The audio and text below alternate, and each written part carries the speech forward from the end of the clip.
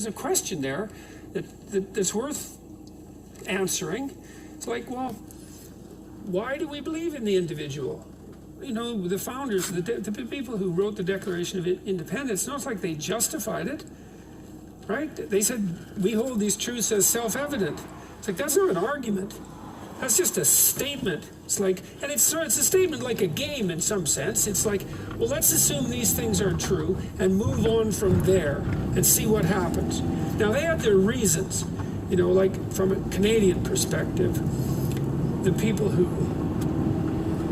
the Americans who ran a revolution against England, they're just Englishmen that were after their own rights and have been denied by your colonial status. The American system is deeply embedded in the English common law system, and it's deeply embedded in whatever gave rise to the English common law system.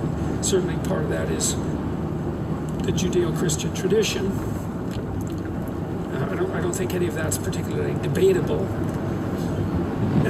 And so I've been very interested in what makes these propositions self-evident, to look to see if there's any truth in the substructure that makes for the self-evidence. And so I'm going to lay out some propositions for you today. We'll see how many I can get to. Because there's a number of them that are important. I think I'll start first of all with a little discussion of Genesis. I did a biblical series in 2017 on Genesis, which some of you might be interested in either watching or listening to. It's actually being very popular, which is very peculiar. I rented a theater of about this size to give the lectures, and it sold out. I had 15 lectures on Genesis, and almost all the people who came were men, which is completely incomprehensible because you can't get men near a church. And, you know, and they were usually men, I would say, between about 28, 40, 25 or 40, something like that. And so it was pretty interesting that they came. And the most popular lecture I ever gave on YouTube is on the first sentence of Genesis. It's like 2.5 hours on the first sentence of Genesis. Never think anything like that could possibly be popular. But I want to tell you a little bit about Genesis because I think there are things in it that are, well, they're what make the self-evident self-evident, but I also think that they're also true. They're true metaphorically, for sure. They're true psychologically, I believe. And they might be true metaphysically, but I don't know because no one knows about that. And, you know, that's where when you're speaking of ultimate things, your knowledge runs out. And so, but I'll stick to the metaphorical and the psychological. That'll do, you know. So, the way Genesis is structured is quite interesting. There's 3 elements that are discussed as constituting the being. It's not a theory of material existence like a scientific theory. It's not that. It's a theory of being. So, and that's a hard thing to understand in itself. You can think about it as a theory of the structure of experience. That's another way of thinking about it. You know, you have experience of the world, and you have your emotions and your motivations, and you have your aims and your stories and your thoughts. There's a characteristic human mode of existence. It's conscious. We're aware that things exist, and we live within that structure. And as far as I can tell, given that Genesis is certainly not a scientific account of the structure of the universe, it has to be some account of something else. And it's an account of experience itself. And maybe experience itself is the ultimate reality. It depends to some degree on how you define ultimate. It depends also on how you define reality. But you can play that game. You can say, well, let's assume that your experience is reality. It's certainly reality as far as you're concerned. I mean, especially, and I would say one of the things about that make that self-evident is pain. Right? There's nothing like pain to convince you that your experience is real. I don't know anyone who isn't convinced that their experience is real by pain. And the only people I know that might be unconvinced, just haven't had enough pain. Because if they did, they'd be convinced. There's no arguing it away. In Genesis, there's God, and it's God the Father, which implies something like a structure, like a patriarchal structure. That might be one way of thinking, but like a hierarchical structure. It's not surprising because God would be at the pinnacle of the hierarchy.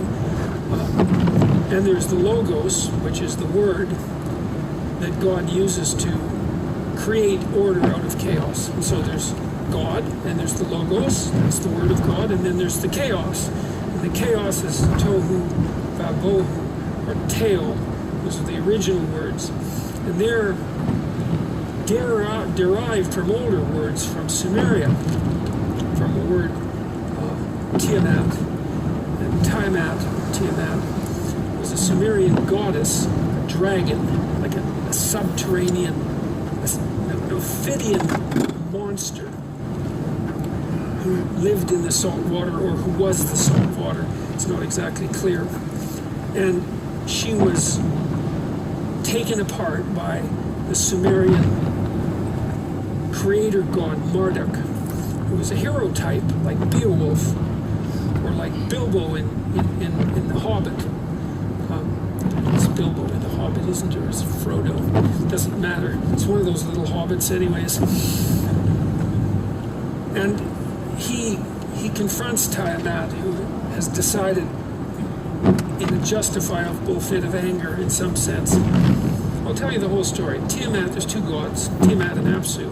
Tiamat is the goddess of the salt water, and Apsu is the goddess of the fresh water. And as far as the Sumerians were concerned, there was the land, and underneath the land there was fresh water, and underneath the fresh water there was salt water. And the world was a dome on top of that. And that was the same conceptual world that the people who wrote Genesis lived in. And it's kind of how the world looks. If you go outside in a field, it looks like there's a dome, there's some ground. If you dig down, you hit salt water, fresh water. And then, surrounding that, there's salt water. And so that's the world. They thought of the salt water and the fresh water as God and goddess. Salt water being the goddess, fresh water being the god. And then it was the union of Apsu and Tiamat that produced the first generation of children gods. They were active. So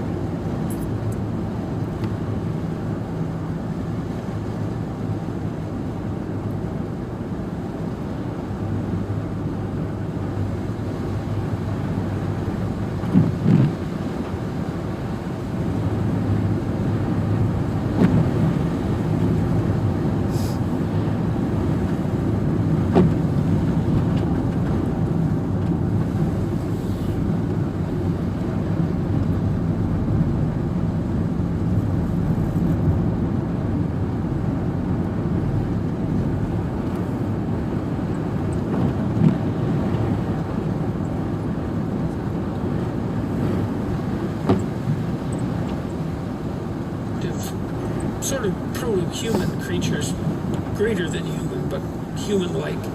And they made an awful lot of racket, and they were very careless, and they killed Apsu. And then they tried to make their abode on his corpse. That's a very smart idea, because Apsu's, you can think about him as the representation of the patriarchy, of society itself, and the idea that the Mesopotamians came up with in this mystical, dramatic way was that we're careless, we tend to kill our society, and we try to live on its corpse. And that's exactly right. And it's always been right. That story is thousands of years old. And it was a foundation story for a very sophisticated civilization. And it still affects the stories that we live by today. It's a brilliant idea because, of course, you were handed your society, and you may be doing everything you can to derive as much benefit as you possibly can from it without contributing to it in the least. And so it's something dead, it's the past, and it's something that you can what would you say? It's not manipulate precisely. You can exploit. That's your privilege. That exploitation. Anyways, they kill Apsu stupidly, and that makes Tai-Man very mad. And so she comes back and says, well, I'm just going to wipe you all out. It's like the flood. It's the same kind of story as Noah and the flood, which is also a very common kind of story. And this new god comes up. His name is Marduk, and he has eyes all the way around his head, and he speaks magic words, both of which are very important features, because the fact that he has eyes all the way around his head means he pays attention. And the fact that he speaks magic words means that he's a master of communication. And he goes out to fight Tiamat, and he successfully cuts her into pieces, and he makes the world. And so she's the goddess of chaos and destruction, the goddess of nature.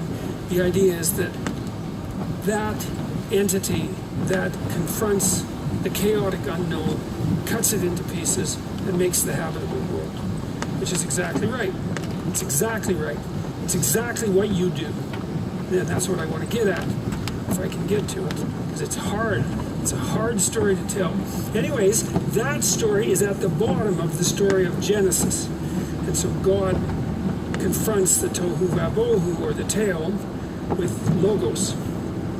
And Logos gets elaborated over the course of centuries into a very complex idea. First of all, Logos turns into Christ, which is a very strange thing. So there's the Christ in Christianity who's there at the beginning of time and then is incarnated in history and is there at the end of time.